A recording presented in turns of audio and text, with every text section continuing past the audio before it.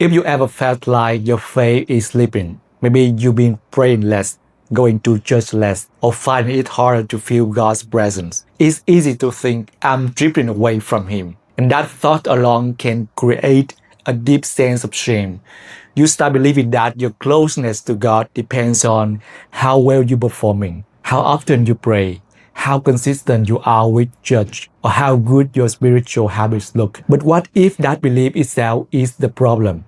Because the truth is, shame doesn't pull you back to God. It pushes you away. When you feel shame, your brain says, I failed. God must be disappointed. And in that state, prayer feels fake, worship feels heavy, and silence feels like rejection. So you turn away not because you don't love God, but because shame convinces you that you're not worthy to be loved by Him. And for many men and women, that pain becomes too heavy to carry, so they reach for weak relief. Porn becomes the escape, the place to numb that shame for a few moments.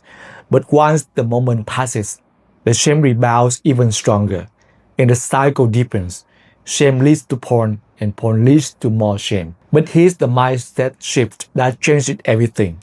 Your relationship with God is not built on performance. It's built on perspective. It's not the doing that makes you close to Him. It's the thinking that does. Think about it. Some people hardly ever go to church or pray traditional prayers, yet they feel God deeply in their lives. Why? Because their thoughts about God are filled with love, grace, and safety, not judgment and pressure. When your mind is full of thoughts like, I'm failing Him or I'm not doing enough, your heart closes. But when you begin to think, God still wants me or He's with me even when I'm struggling, something shifts. You feel Him again, not because you did more, but because you believe differently. So instead of trying to fix yourself through more effort, start by noticing your thoughts about God.